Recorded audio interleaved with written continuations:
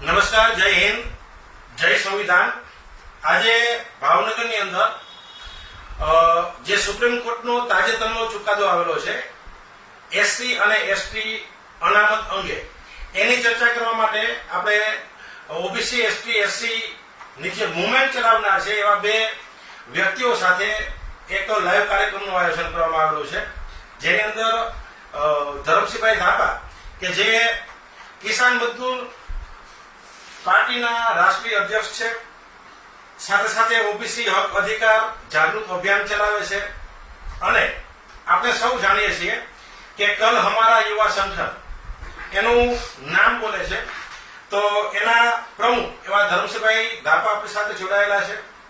સાથે સાથે એક લેખક જે ઓબીસી એસટી એસસી ની અંદર જનજાગૃતિ આવે, લોકોની અંદર જાગૃતિ આવે, અન્યાય અને અત્યાચાર કેવા થઈ રહ્યા છે એના વિશે ઘણી બધી પોસ્ટ, વિડીયો અને લાઈવ કાર્યક્રમ યુટ્યુબ ઉપર પણ તમે જોઈ શકો એવા ચીમનભાઈ કંટારિયા કે જે ઓબીસી એસટી એસસી એકતા મંચના કન્વીનર છે, એ અત્યારે આપણી સાથે જોડાયેલા છે। જે મુદ્દા ઉપર આપણે ચર્ચા કરવા માટે જઈ રહ્યા છીએ એનો વિષય છે કે સુપ્રીમ કોર્ટનો એસટી એસસી આરક્ષણમાં વર્ગીકરણ ચુકાદા પર સંવાદ। જે હાલની અંદર સુપ્રીમ કોર્ટ દ્વારા ચુકાદો આપવામાં આવ્યો છે એસટી એસસી ના આરક્ષણને ધ્યાનમાં રાખીને, એના ઉપર ચર્ચા કરવા માટે થઈને આજે આપણે એકત્ર થયેલા છે। તો ખાસ કરી લોકોની અંદર જનજાગૃતિ આવે, અને ખાસ કરી આપણે સૌ જાણીએ છીએ કે પછાત વર્ગની અંદર ઓબીસી એસટી એસસી આવતી હોય, લઘુમતી આવતું હોય, અને ઘણી જગ્યાએ ન કલ્પના કરી હોય એ ક્ષેત્રોની અંદર આ તમામ વર્ગને જે તે જગ્યાએ આપણે સૌ જાણીએ છીએ, ઘણા શિક્ષિત લોકોએ, ઘણા બેરોજગાર લોકોએ, ઘણા વ્યવસાયિક રીતે આગળ વધવા ઈચ્છતા લોકોએ એના ઘણા બધા કડવા અનુભવો પણ કર્યા હશે। તો આ તમામ બાબતો ઉપર ચર્ચા કરવા માટે આજે આપણે એકત્ર થયેલા છે। વાત કરશું આપણે ધરમસિંહભાઈ ધાપાની સાથે। સુપ્રીમ કોર્ટનો એસટી એસસી અંગેનો ચુકાદો આવ્યો છે, ધરમસિંહભાઈ શું કહેવા માંગો છો એ ઓબીસી એસટી એસસી અંગેના ચુકાદા અંગે? જી, જય સંવિધાન। જે એસસી એસટી માટે વર્ગીકરણ અને એનો ચુકાદો જે સુપ્રીમ કોર્ટના જે જાતિવાદી જે બ્રાહ્મણ જજો છે એને આપ્યો છે, એ ખરેખર વર્ષોથી જે ઓબીસી એસસી એસટી ની માનસિકતા વિરોધના બધા આ ચુકાદા આપે છે। ખાસ કરીને તે બાબા સાહેબે સંવિધાનમાં જે ઓબીસી એસસી એસટી માટે જોગવાઈ કરી છે તે આઝાદ થયાના 75 વર્ષે પણ સંપૂર્ણપણે લાગુ કરવામાં થઈ। એ છતાંય જે એસસી એસટી અને ઓબીસી ને બાબા સાહેબના સંવિધાન હિસાબે જે લોકો નોકરીમાં લાગ્યા, થોડાક વ્યવસ્થિત લાગ્યા, એમાં જે જાતિવાદી કીડાઓ છે એ લોકોને પેટમાં તેલ રેડાણું છે, અને આ સુપ્રીમ કોર્ટનું જજમેન્ટ જ નથી, એ જાતિવાદી બ્રાહ્મણોનું જજમેન્ટ છે। અને દેશના ઓબીસી એસસી ના લોકો જે વિરોધ કર્યા છે ચુકાદા વિરોધમાં કે વર્ગીકરણ, તો એનું કામ છે લોકોને અંદરો અંદર ઝઘડા કરાવવા। જે ક્રિમિનલની વાત કરીએ એમાં પણ ખરેખર જે ઓબીસી ને માટે જ તે ક્રિમિનલની વ્યવસ્થા, અને હવે એસસી એસટી માં વાત કરે છે, તો હું સવાલ કરું છું ભાજપા સરકારને કે પાર્લામેન્ટમાં તમારે કાયદા ઘડવાના હોય લોકોના કલ્યાણ માટે, પણ જે હંમેશા આરએસએસ ના સંઘીઓ જે પાર્લામેન્ટમાં બેઠા છે, સાંસદો, સુપ્રીમ કોર્ટમાં બેઠા જજો, એ હંમેશા એવા જ નિર્ણયો કરે છે કે જે ઓબીસી એસસી એસટી ને સંવિધાનમાં બાબા સાહેબે જે વ્યવસ્થાઓ આપી છે એ વ્યવસ્થા ન મળે, અને હંમેશા આ લોકો ઓબીસી એસસી એસટી ના વિરુદ્ધમાં કામ કરે, સંવિધાનના વિરુદ્ધમાં કામ કરે છે। આ જાતિવાદી જજો છે અને પાર્લામેન્ટમાં બેઠેલા સાંસદો છે।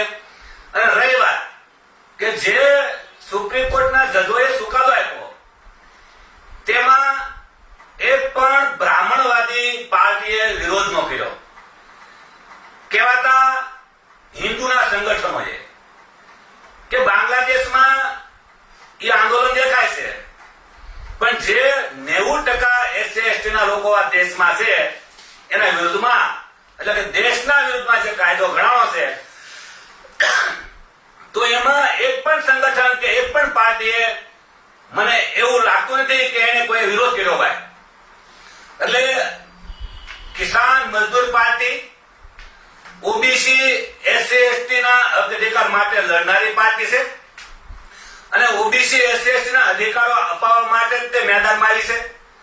ખાસ કરીને દેશના અને ગુજરાત રાજ્યના ઓબીસી એસસી એસટી ના લોકોને હું કહેવા માંગુ છું કે ખુલ્લામાં ખુલ્લી જો ઓબીસી એસસી અને એસટી ના અધિકારો માટે લડનારી પાર્ટી હોય તો કિસાન મજદૂર પાર્ટી છે. આજે મારે કહેવું પડે છે રાષ્ટ્રીય અધ્યક્ષ તરીકે કે આ 3% ના વાણિયા બ્રાહ્મણની પાર્ટીમાં આપણે કામ કરવાથી આપણા અધિકારો ખતમ કર્યા છે. આપણે એના પીઠુ દલાલ તરીકે આપણે કામ ન કરવું જોઈએ. જો ખરેખર ઓબીસી એસસી એસટી ના બહાદુર આગેવાનો હોય નેતાઓ હોય એને ખુલ્લામાં ખુલ્લો વિરોધ કરવો જોઈએ કે તમારે પણ દીકરી દીકરો ભણી રહ્યા છે. આજે એક કાકા એસસી એસટી ના વિરુદ્ધમાં જ નથી, આ કાયદો 90% પ્રજાના વિરુદ્ધમાં કાયદો ઘડાણો છે. આજે ઈડબ્લ્યુએસ ની વાત કરીએ, જે ઈડબ્લ્યુએસ છે તો ભાઈ એમાં કેમ ક્રિમિનલ નહીં? આ સવર્ણોની સરકારે ખુલ્લામાં ખુલ્લો ઓબીસી એસસી એસટી અનામત વાળાને પડકાર ફેંક્યો છે કે અમે જે કરીએ છીએ ધારીએ છીએ એ કરીએ છીએ, પણ ઓબીસી એસસી અને એસસી એસટી ના લોકોને, કર્મચારીઓને અને ભાજપ કોંગ્રેસ કે આમ આદમી પાર્ટી જેવી વાણિયા બ્રાહ્મણની પાર્ટી કરનારા લોકોને પણ આ મુદ્દા વિશે વિચારવું જોઈએ. તમારે વિધાનસભા હોય કે પાર્લામેન્ટમાં વિરોધ કરવો જોઈએ કે હરગીજ ન થવું જોઈએ. હમણાં તો પાછો બીજો નિયમ આવ્યો કે પાછળની બારીથી નોકરી આપવાની, ઓબીસી એસસી એસટી ના લોકોને નહીં. જ્યાં દેશના ઓબીસી એસસી એસટી ના લોકોની જે નફરત થાય છે, જે સૂંઘ લાગે છે, એવા લોકો જાતિવાદી જે કાલે 21/8/2024 ના દિવસે જે એસસી એસટી ના અનામત વર્ગીકરણના સુપ્રીમ કોર્ટના જજમેન્ટ અમે જે ભારત બંધ એલાન આપ્યું છે તેમાં કિસાન મજદૂર સંઘની પાર્ટીના તમામ કાર્યકર્તાઓ અને એક રાષ્ટ્રીય અધ્યક્ષ તરીકે એને પૂરેપૂરું સમર્થન કરું છું. અને પૂરા દેશમાં જે વિરોધશાળીઓ છે એ છતાંય જે સુપ્રીમો કહેવાય એના વિશે કોઈ બોલતા નથી. જે અનામત વિરોધીઓ પાર્લરમાં બેઠી હર હંમેશા ઓબીસી એસસી એસટી ના વિરુદ્ધમાં નિર્ણય લેતા હોય છે. આજે ઈડબ્લ્યુએસ નિર્ણય છે એ આર્થિક આધાર પર બંધારણમાં કોઈ જોગવાઈ નથી. એ છતાંય આ સવર્ણોની સરકારે 3 જ દિવસમાં લાગુ કરી દીધું અને તો એ છતાં ઓબીસી એસસી ના એક પણ વિધાનસભામાં બેઠેલા ધારાસભ્ય કે પાર્લામેન્ટમાં બેઠેલા સાંસદોએ એક વિરોધ ન કર્યો. અને આ 2-3% વાણિયા બ્રાહ્મણો ઓબીસી એસસી એસટી નો ખુલ્લામ ખુલ્લો વિરોધ કરતા હોય તો આપણે શા માટે વિરોધ ન કરવો?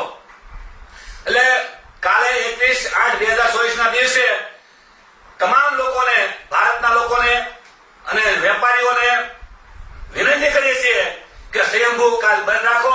જય ભારત, જય શ્રીરામ.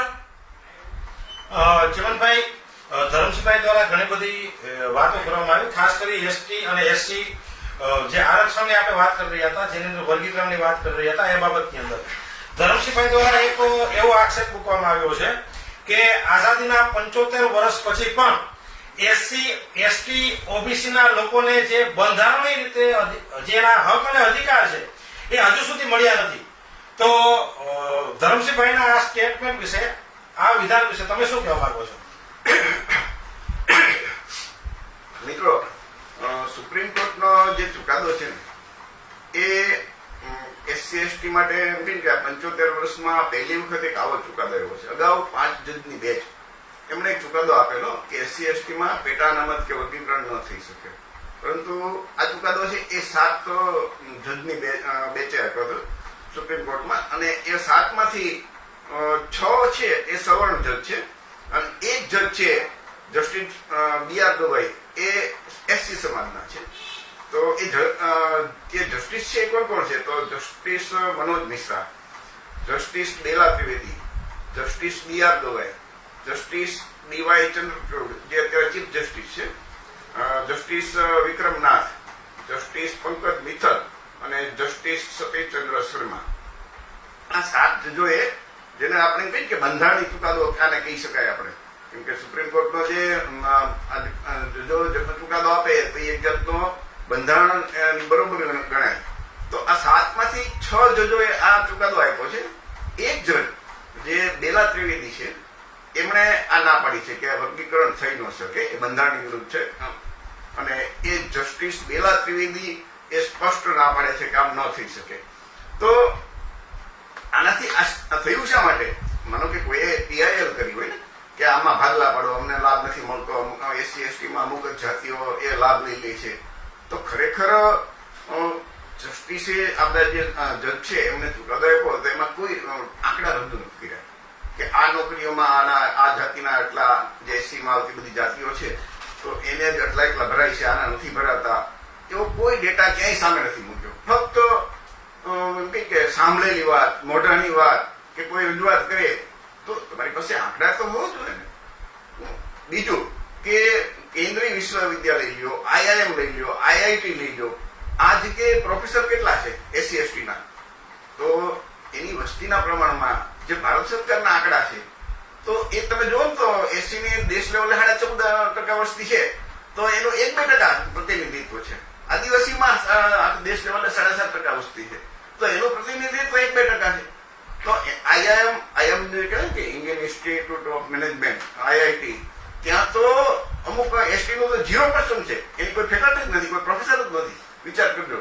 તો એનો મતલબ કે તમે મીન્સ કે દેશની અંદર SC ST ને જેની વસ્તીના પ્રમાણમાં જે બંધારણીય હક મળવા જોઈતા હતા એ તો હજી મળ્યા જ નથી, અથવા તો એનું પ્રતિનિધિત્વ ત્યાં પૂરું થયું નથી, કેમ કે આ ગરીબી દૂર કરવા માટે નથી, આ પ્રતિનિધિત્વ માટે છે. તો એ પ્રતિનિધિત્વ ત્યાં પૂરું નથી થયું, તો એના માટે કોઈ વ્યવસ્થા કરવા નથી વિચારતા કે આ તમે કેમ નથી ભરી, એના માટે કાયદો બનાવો, નથી ભર્યા તો તમને જેને નથી ભર્યા એને સજા આપો, બંધારણની કલમ 9 શેડ્યુલમાં મૂકો એટલે ફરજિયાત ભરવા જ પડે. એ નહીં, ચુકાદો આપી દીધો. ચુકાદી આપવા પાછળ જેન્યુઅન રીઝન તો આપવા જોઈએ ને કે આટલા ડેટા છે, આના લોકોના એટલા ભરાઈ ગયા છે તો નથી ભરાણા, તો એના માટે માનો કે જે જાતિઓના નથી તો એના આગળ લાવવા માટે એના સ્પેશિયલ ક્લાસ ચલાવી શકાય, કોચિંગ ક્લાસ, કે ભાઈ તમે પાછળ રહી ગયા છો, તમને સ્પેશિયલ કોચિંગ ક્લાસ. પણ ચુકાદો એવો આપ્યો છે કે જે ભાગલા પડી જાય. હવે SC નો 14% આરક્ષણ હોય એમાંથી 2 ભાગલા પડી નાખે એટલે રોસ્ટરમાં શું થશે કે એ ભરતી થતી ઓછી થઈ જશે.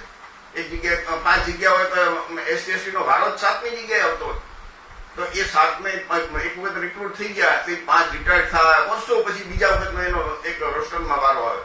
મતલબ કે કેવી રીતે SC ST ને આનો તો બહુ ખરાબ અસર થાય. જે લોકોને એમ થતું હોય કે માનો કે જે અમુક જાતિઓ એવી છે કે જેને નથી, એ લોકો નથી પહોંચ્યા, પણ નથી પહોંચવા પાછળનું કારણ શું છે? તો શિક્ષણ નથી ત્યાં.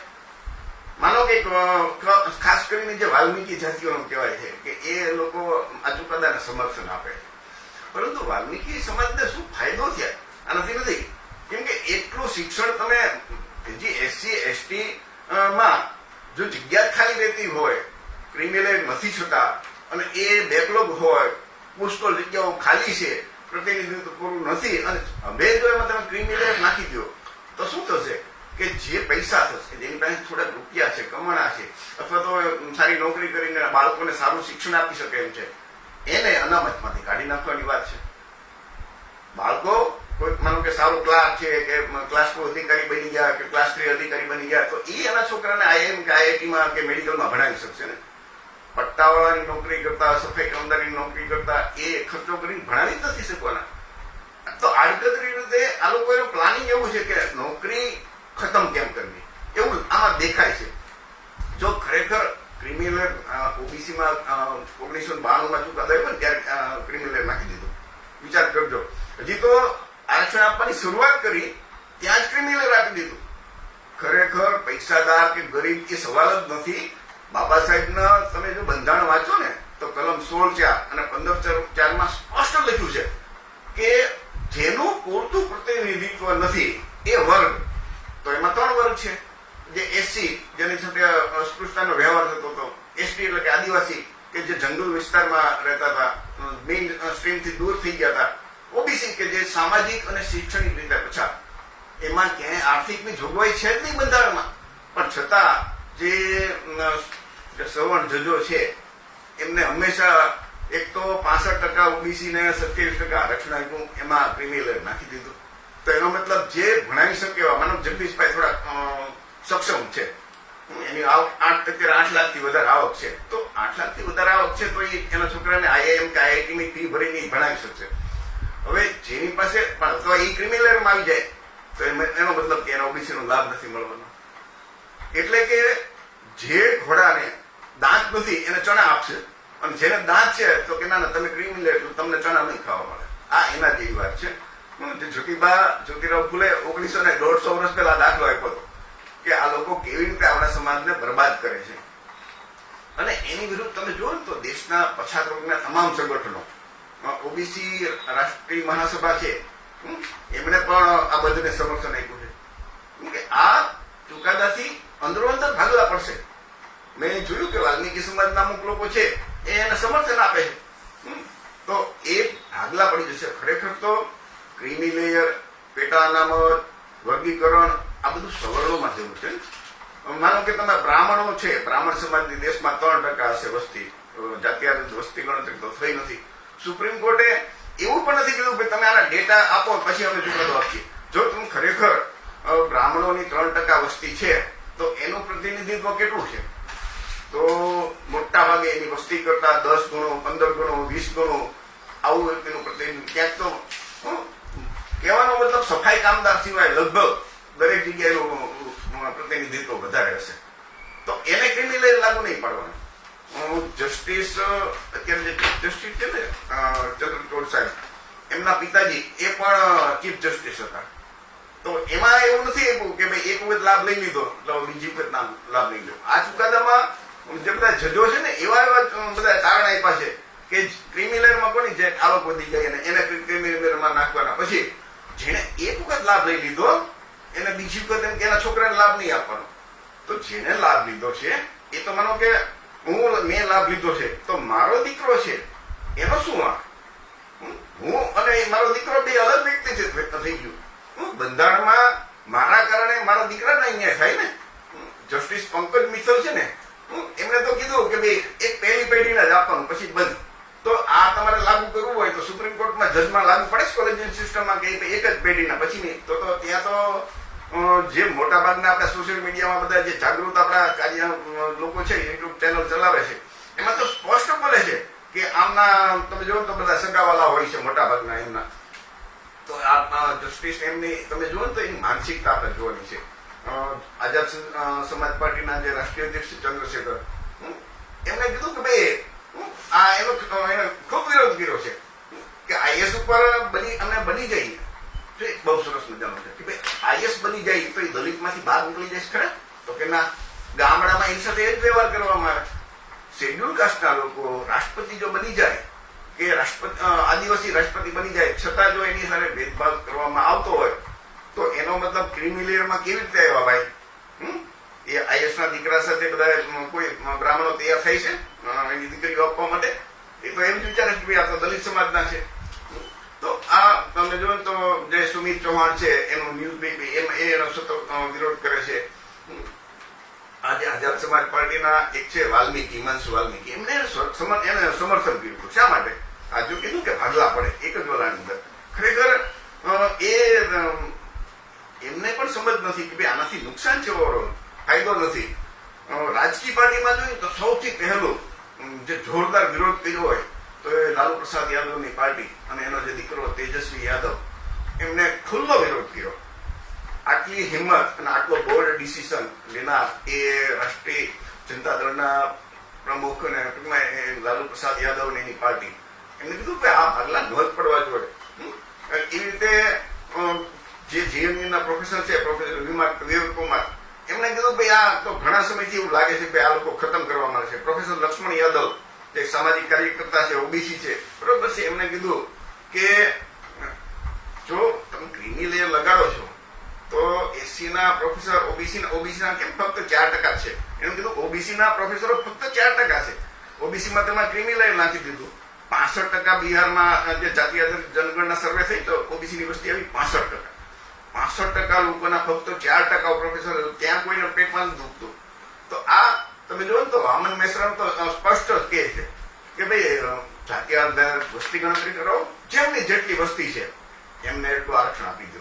ક્રીમી લેયર બધામાંથી કાઢી નાખો. એ અમે અંદર ફોડી લેશું. અમારા ઓબીસી સમાજમાં અમે ઓબીસી વાળા ફોડી લેશું, એસસી સમાજમાં એસસી વાળા ફોડી લેશે કે ભાઈ કોને એક વખત અમારે લાભ લીધો હોય કે ભાઈ અમારા પૈસા સુખી થઈ ગયા તો અમે બીજાને આગળ આવશું, એ અમારા ઉપર છોડી દો. કેમ કે બંધારણમાં બાબા સાહેબ જોગવાઈ કરી નથી. આ કઈ ગરીબી દૂર કરવાનો પ્રોગ્રામ નથી. અમારું ત્યાં પ્રતિનિધિત્વ નથી.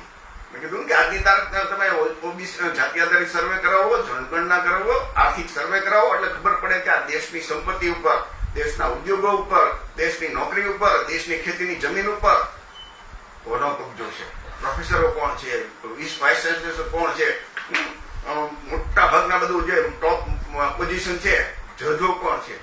તો આ ક્યારે થશે કે આ સર્વે? પણ એ તો સર્વે કરાવવો નથી. ત્યાં તો એ બધા એ બેઠા છે. અને આપણા લોકો થોડાક આગળ વધ્યા તો એ આ જે શેડ્યુલ કાસ્ટના જજ છે ને, ન્યાયમૂર્તિ BR ગવાઈ, એમણે પણ તો વિચાર કરજો. એ બેલા ત્રિવેદીનો વિરોધ કર્યો, પણ એમને કીધું ભાઈ ના એ ભાગલા તો વર્ગીકરણ તો થવું જ જોઈએ કે આર્થિક રીતે સંપન્ન થઈ ગયા એને બહાર કાઢ નાખવા હોય. તો વિચાર તો કરો કેવી એની માનસિકતા. જે આઈઆઈટી નું છે એની ફેકલ્ટી, એમાં એ એસટી નો એક ફેકલ્ટી જ નથી, પ્રોફેસર જ નથી. વિચાર કરજો. IIM Ahmedabad, IIM Bangalore, IIM Kolkata, IIM Kozhikode, Indore, Lucknow અને શિલોંગ, આ બધી જગ્યાએથી એસસી ના પ્રોફેસર કેટલા? ટોટલી 3. વિચાર કરજો. કુલ વિચાર કરજો. એસટી નું તો એક છે જ નહીં. હવે નથી તો અત્યારે ખરેખર સુપ્રીમ કોર્ટે એમ કેવું જોઈએ કે જેટલી ટોટલી ભારતમાં બેકલોગની જગ્યા છે એસસી અને એસટી અને ઓબીસી ની, લાખોની સંખ્યામાં છે. તો એ નોકરી છે એ જેને લાભ નથી લીધો ને એ જાતિને ગોતીને આપી દો તમે. અમારે કાંઈ વાંધો નથી કોઈ. પરંતુ એ નથી કરવું. જે નથી ભરી તો પછી તાલુકો નોટ ફાઉન્ડ સુટેબલ NFS કરીને એ સવર્ણોને આપી દે છે, પધરાવી દે છે. તો આ બધી વસ્તુ બંધ થવી જોઈએ. ખરેખર ભારત બંધનું એલાન એટલા માટે જ આપ્યું છે. અને મિત્રો એક ખાસ તમને એક વાત કરી દો કે એસસી એસટી ના સંસદ સભ્યો આપણા ભારતના જે વડાપ્રધાન છે ને એ નરેન્દ્રભાઈ મોદીને મળ્યા હતા. તો એમણે એને ખાતરી આપી કે અમે આ વર્ગીકરણ જે થઈ ગયું છે, મીન્સ કે ચુકાદો આપ્યો છે વર્ગીકરણનો, ક્રીમી લેયરનો, અમે એ લાગુ નહીં કરીએ. જો આ વડાપ્રધાનના શબ્દો અને એ છપામાં હેડલાઇન તરીકે આવ્યા હતા. અને બધા જે શેડ્યુલ કાસ્ટના અને શેડ્યુલ ટ્રાઇબના જે ભાજપના સંસદ સભ્યો આમ કોલર ઊંચું કરીને બોલતા હતા બીજે દિવસે કે નહીં કરવામાં આવે નામ ને તેમને. હવે એ જ વસ્તુ તમે જુઓ તો 2 દિવસ પહેલા હરિયાણાની ભાજપ સરકાર છે, એમણે એની રાજ્ય સરકારને સત્તા આપી છે સુપ્રીમ કોર્ટે આ ચુકાદા દ્વારા. હવે એ હરિયાણા સરકારે જાહેરાત કરી ત્યાં ચૂંટણી છે અને ચૂંટણી જાહેર થઈ ગયા, આચારસંહિતા લાગુ પડી ગઈ એટલે અમલમાં ન મૂકી ગઈ. પણ એના જે મુખ્યમંત્રી છે સૈની, એમણે જાહેરાત કરી દીધી કે ત્યાં હરિયાણાની અંદર શેડ્યુલ કાસ્ટ માટે 20% આરક્ષણ છે. તેને 10-10%ના 2 ભાગલા કરી નાખ્યા. તો એ બોલે છે કે નહીં એના જે વડાપ્રધાન, પણ એક પાર્ટીના જે મુખ્યમંત્રી છે એ તો ભાગલા કરી નાખ્યા. એટલે મીન્સ કે એને જાહેરાત કરી કે અમે આ રીતે ભાગલા કરશો. અત્યારે ચૂંટણી જાહેર થઈ ગઈ છે એટલે અમે અમલ ન કરીએ કે પણ અમે ચૂંટાઈને આવશું એટલે નવી સરકાર આવશે ત્યારે અમે એનું અમલીકરણ કરશું. તો મોટાભાગના એવું લોકો કહે છે કે આ તો મત લેવા માટેનો એક પ્લાન છે, એવું લાગે છે. કહેવાનો મતલબ આ પાછળનો એક જ છે કે વડાપ્રધાન ખાતરી આપે પણ એનું અમલીકરણ નહીં કરે એની કોઈ ગેરંટી ખરી? જૂનો થઈ ગયો ને તો એક જાતનો. તો આ પણ આપણે બધા વિચારવું જોઈએ. તો ભારતના તમામ ઓબીસી, એસસી, એસટીના જે બુદ્ધિજીવી લોકો છે એની જવાબદારી છે કે દેશમાં જ્યારે પણ આવા કોઈ ચુકાદો આવે અને આપણા વિરુદ્ધમાં નિર્ણય લેવાય તો કમસે કમ આપણે જાગીએ તો ખરા. આપણે એક થશું, ભારત બંધ થશે તો એ લોકોને ખબર પડશે. અને ભૂતકાળની અંદર સુપ્રીમ કોર્ટનો જે ખ્યાલ હોય તો એટ્રોસિટી વિરુદ્ધમાં જે આવ્યો હતો ને ચુકાદો, એની વિરુદ્ધ ભારત બંધ રાખ્યું હતું અને એ સફળ રહ્યું હતું. એટલે ભારત સરકારને ફરજ પડી હતી કે એની સામે એક વટહુકમ લાવ્યા અને એ ચુકાદાને રદ કર્યો હતો. તો નરેન્દ્રભાઈ મોદીએ એમ તો કીધું કે અમે લાગુ નહીં કરીએ, પણ એમ નથી કીધું કે અમે વટહુકમ લાવીને એ ચુકાદાને રદબાતલ કરશું. તો આ એક સમજવા જેવી બાબત છે મિત્રો. તો ભારત બંધના એલાનને આપણે સૌ આપણાથી જે આમાં એક દિવસનો ભોગ આપવાનો છે એ સમર્થન આપશું. અને આ એક જે રાષ્ટ્રીય આપણું જે SC ST OBC ઉપર એક જે આવા રીતે ડાયરેક્ટ નહીં તો પણ ઇનડાયરેક્ટ સુપ્રીમ કોર્ટ દ્વારા પણ જે તરાપ મારવામાં આવે છે અધિકાર, તો એ આપણે કેમ બંધ થાય એના માટે આવી રીતે એકતા દર્શાવી અને બંધમાં બધાને જોડાવા વિનંતી. મિત્રો જય ભીમ, નમો બુદ્ધાય, જય સંવિધાન. વાત અત્યારે ચિમનભાઈ દ્વારા પણ કરવામાં આવી કે જે આ વર્ગીકરણની નીતિ છે એ પહેલાના સમયની અંદર એવું આપણે કહી શકીએ કે ભાગલા પાડો અને રાજ કરો. જે સામાન્ય પછાત વર્ગ જે આર્થિક રીતે પછાત છે, સામાજિક રીતે પછાત છે, માત્ર એની અંદર નહીં રાજકીય રીતે પણ આપણે પછાત જ છીએ, શૈક્ષણિક રીતે પણ આપણે સૌ પછાત જ છીએ.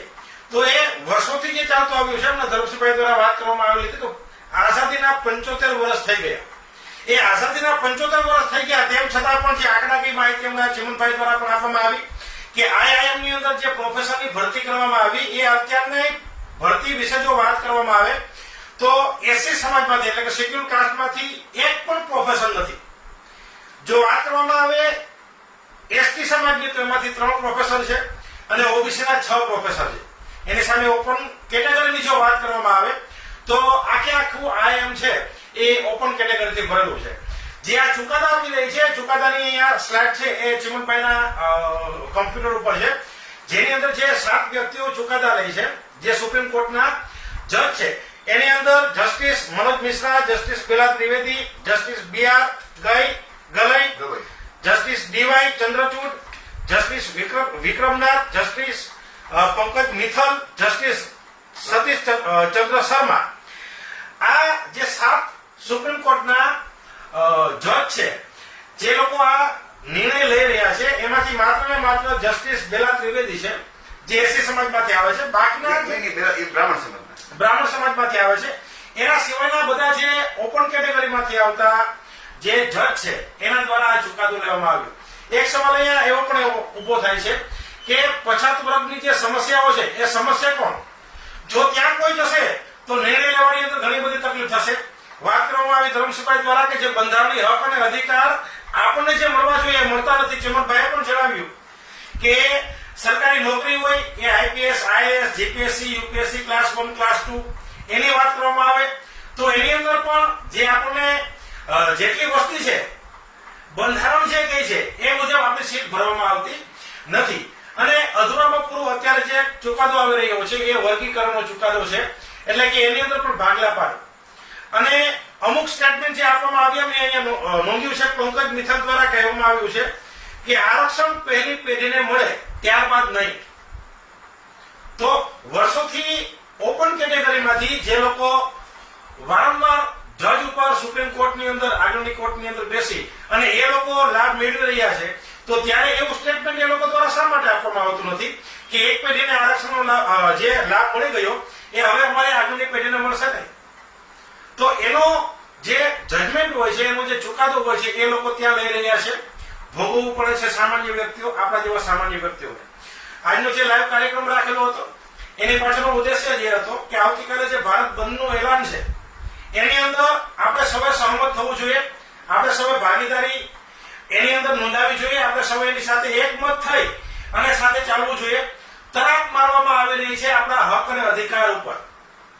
75 વર્ષથી જે રીતે અત્યારે ધર્મસિંહભાઈ કહી રહ્યા હતા કે કોઈ એવું સંગઠન નથી, કોઈ એવી રાજકીય પાર્ટી નથી કે જે આ ચુકાદા ઉપર સરકારની સામે જઈ શકે.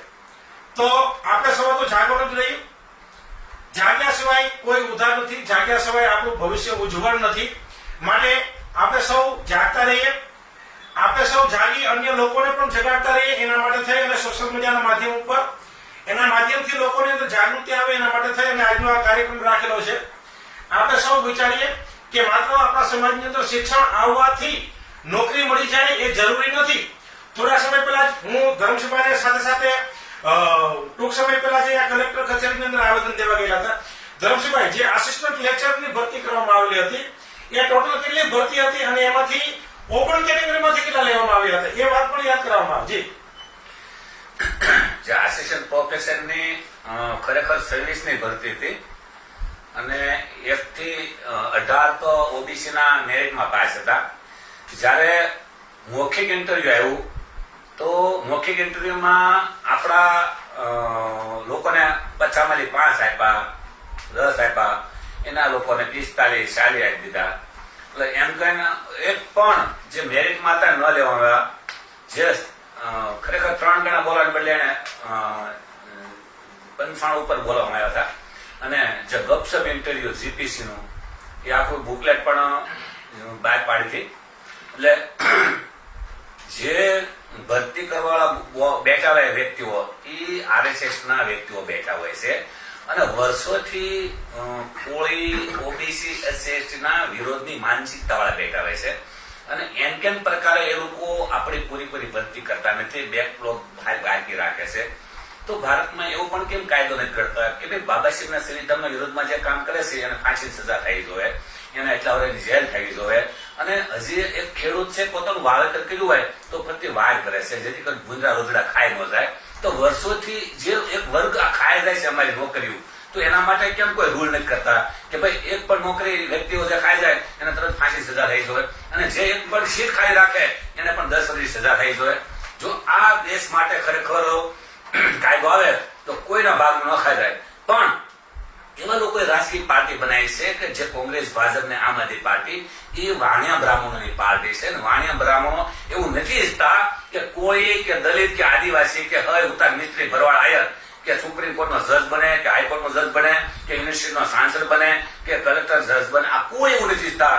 આ મારી વાત છે, હું તમને કહેવા માંગુ છું કે વર્ષોથી એક જ જાતિના લોકો જે કહેવાય ને કે મંજૂરીની પૂજા કરે છે કે સોમનાથની પૂજા કરે છે, એમાં આવક આવે છે 3500 કરોડની. તો એમ કેમ નથી કહેતા કે પૂજારી જ્યાં કોળીનો હોવો જોઈએ, ભરવાનો હોવો જોઈએ, આયર હોવો જોઈએ કે ફલાણો હોવો જોઈએ, કે દરેક જાતિના જેમ તામિલનાડુમાં સ્ટાલિન છે એ દરેક મંદિરમાં દરેક કેટેગરીના લોકોને પૂજા કરવા માટે અને સરકાર તરફથી જે પગારનું ધોરણ નક્કી કરવામાં આવ્યું છે એવું દરેક રાજ્યમાં પણ કેવું નથી થતું કે ભાઈ દરેક જાતિના લોકો આ ઉચ્ચ મંદિરમાં જે 3500 કરોડની આવક છે મેં વાંચ્યું હતું કે 12 મંદિરની આવક માત્ર 80 લાખ કરોડની આવક છે 12 મંદિરની. તો આ દરેક મંદિરમાં દરેક જાતિના લોકોને અનામત મળી જોઈએ એક જાતિ શા માટે? અને વર્ષોથી એક જ જાતિના 2500 વર્ષથી એક જ જાતિના લોકો અનામત ભોગવી રહ્યા છે આ મંદિરમાં. તો અમને તો 75 થી ખાલી અનામત મળી. અનામત કોઈ ભીખ નથી. જે અમારી સામાજિક શૈક્ષણિક રીતે અમે પાછળ હતા અને એક જ લોકો આ રીતે કર્યા હતા અને આ લોકો આજકાલમાં અમારો વિરોધ જ કર્યા. જયારે 1848 જ્યોતિરાવ ફૂલે અમને ભણવાનો અધિકાર આપ્યો, તાના વિરોધ કરનારા બ્રાહ્મણ શિક્ષકો હતા. જયારે 1902 સાહુજી મહારાજ અમને 50% તાના વિરોધ કરનારા બ્રાહ્મણો હતા. જયારે 1990-92 ઓબીસી ને અનામત મળી, તાના એનો આખા ગુજરાતમાં ફરતો હતો અને ફરતો સુરતમાં પહોંચ્યો તો ઓલ ઇન્ડિયા બ્રાહ્મણ ફેડરેશને કલેક્ટરને આવેદન આપ્યું, આ લોકો જેલમાં નાખ્યો. શા માટે અમારો વિરોધ તમે કર્યા છો? અમે ઓબીસી ના લોકોએ ક્યાં તમારો વિરોધ કર્યો હતો અને તમે અમારો શા માટે વિરોધ કર્યા છો? આ પહેલી ખબર પડી જો આપણને ઓબીસી એસસી ના લોકોએ કે આપણો દુશ્મન કોણ છે, દોસ્ત કોણ છે અને આપણા વિરોધીઓ કોણ છે. એ ખાસ કરીને આજે લાઈવ થયા છે અને કાલે ભારત બંધનું એલાન છે એને સંપૂર્ણપણે અમે સમર્થન કરીએ છીએ. જય ભીમ, જય ભારત, જય સંવિધાન. ભારત બંધના એલાનને કિસાન મજદૂર પાર્ટીના રાષ્ટ્રીય અધ્યક્ષ એવા ધરમસિંહભાઈ ધાબા એ પૂરું સમર્થન જાહેર કરે છે. ઓબીસી એસટી એસસી એકતા મંચના કન્વીનર ચીમનભાઈ કંટારિયા અત્યારે આપણી સાથે લાઈવ જોડાયેલા હતા, એ પણ એનું પૂરું સમર્થન કરે છે. જે એક એવી નીતિ છે કે મારું મારા બાપનું તારા બે ભાગ, એ વસ્તુ જો આપણે નહીં સમજીએ તો આપણા હકનું અને આપણા અધિકારની જે વસ્તુઓ છે થોડું ઘણું જે કાંઈ બચેલું છે એ પણ જતા વાર નહીં લાગે. આજે એસટી એસસી નો વારો છે, કાલે ઓબીસી નો છે, લઘુમતીનો છે. આ બધાની જે બંધારણી હક અને અધિકાર ઉપર તરાપ મારવાની જે નીતિ છે એ ખરેખર બંધ થવી જોઈએ અને એના માટે થઈ અને કાલે ભારત બંધનું એલાન રાખવામાં આવેલું છે. આશા રાખીએ છીએ કે પછાત વર્ગના તમામ લોકો એ વાતને અને ભારત બંધના એલાનને પૂરેપૂરું સમર્થન કરશે. લોકહિત માટે, જનહિત માટે, લોકોની અંદર એક પ્રકારની જાગૃતિ આવે એના માટે થઈ અને આજનો કાર્યક્રમ આપણે ગોઠવેલો હતો, જેની અંદર ધરમસિંહભાઈ અને ચીમનભાઈ આપણી સાથે જોડાયેલા હતા. એમનો પણ હું આભાર માનું છું. તો ભવિષ્યમાં ફરીથી સમાજને સ્પર્શતા ખાસ કરી અને આપણા પછાત વર્ગને સ્પર્શતા મુદ્દાની સાથે આપણે ફરીથી મળશું. રજા લઉં છું. જય હિન્દ, જય સંવિધાન.